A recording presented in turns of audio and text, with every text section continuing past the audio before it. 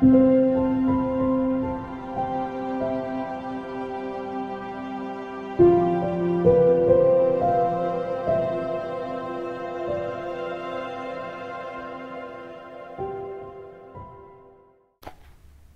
welkom en goeiedag aan almal.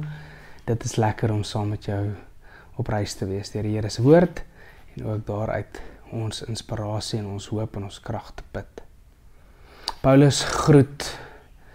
Hy spreek eintlik die ouderlinge in Efese toe en hy groet hulle deur vir hulle 'n laaste belangrike ding te sê. En ek dink baie keer as mens gewoonlik wanneer mens weet mense nie weer gaan sien nie, of vir 'n lang tydperk nie gaan sien nie, dan is dit daai laaste oomblikke wat jy amper al van die belangrikste goed wat jy graag wil hê die persoon nooit moet vergeet, persone moet vergeet nie, dat jy dit deel en agterlos. En Paulus is op pad Jerusalem toe en hy spreek die ouderlinge in Handelinge 20 toe. En ons gedeelte is vanaf vers 22 tot 26. En nou gaan ek Jerusalem toe, daartoe gedring deur die Gees. Wat daar met my sal gebeur, weet ek nie. Ek weet dat die Heilige Gees my in elke stad verseker dat gevangenskap en vervolging op my wag. Maar al is my lewe vir my kosbaar, reken ek dit van geen belang nie as ek maar net my lewenstaak kan voltooi en die dienswerk wat ek van die Here Jesus gekry het kan klaarmaak. En dit is om die evangelie van God se genade te verkondig. Dis ons teks fokusvers. Hou dit vas.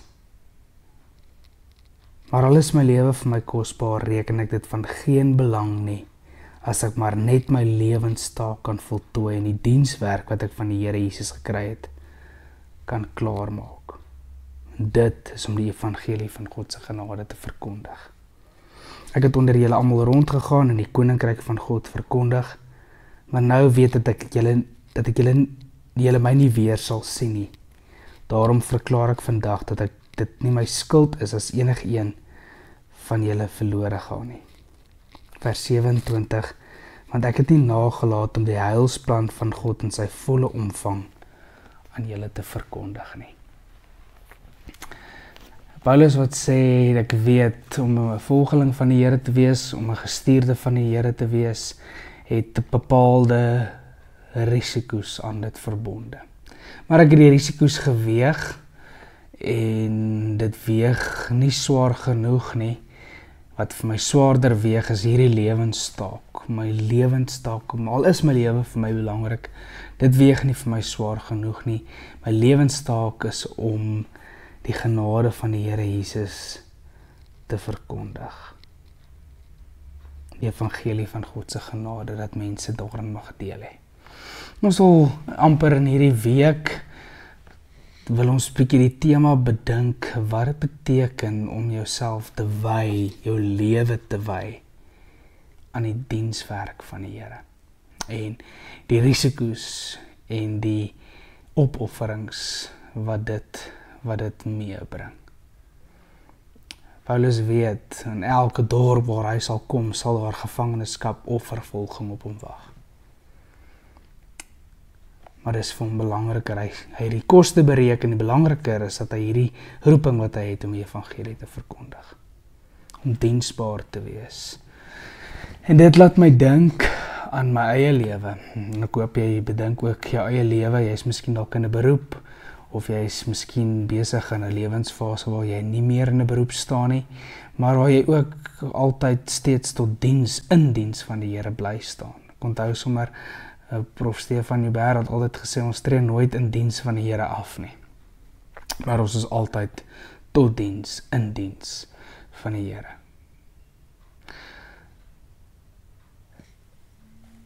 As ek vir hierdie week bietjie bedink, waar lê die ongemak om diensbaar te wees baie keer. En dat die ongemak of die struikelblokke of miskien die redes wat ons eerder voorhou hoekom ons dit eerder nie sal reageer of sal optree in diensbaarheid nie, is partykeer sommige goed wat baie naby aan ons eie persoonlik lê. Ons verkies eerder ons gemak en ons gerief bo om te doen om diensbaar te wees. Ons is baie keer diensbaar wanneer dit ons pas, of wanneer dit binne in ons gemaksspektrum of gemakszone land. Maar hier doen Paulus dit by uitstek deur te sê dat my lewe is nie vir my so kosbaar soos om my lewenstaak te verrig om die evangelie van die Here te verkondig nie. Mag ons dalk die gedagte bedink oor wat dit beteken om diensbaar te wees in die koninkryk van die Here. Dat hy ons hande sal sterk en dat hy ons sal toerus om diensbaar te wees. Here, ons kom en ons sê, Here, maak ons, gebruik ons in u koninkryk. Maak ons gereed vir diens, rus ons toe vir diens en stuur ons in die wêreld in om diens te gaan doen. Op ons pos te wees, gereed te wees om in die naam van die Here diensbaar te wees. So bid ons dit, o Here, mag die genade ons daarmee vergesel. Amen. Seën vir jou vir hierdie dag en ook vir hierdie week en mag jy ook die Here op wonderbaarlike wyse raak sien in jou alledaagse omgaan. Mooi bly.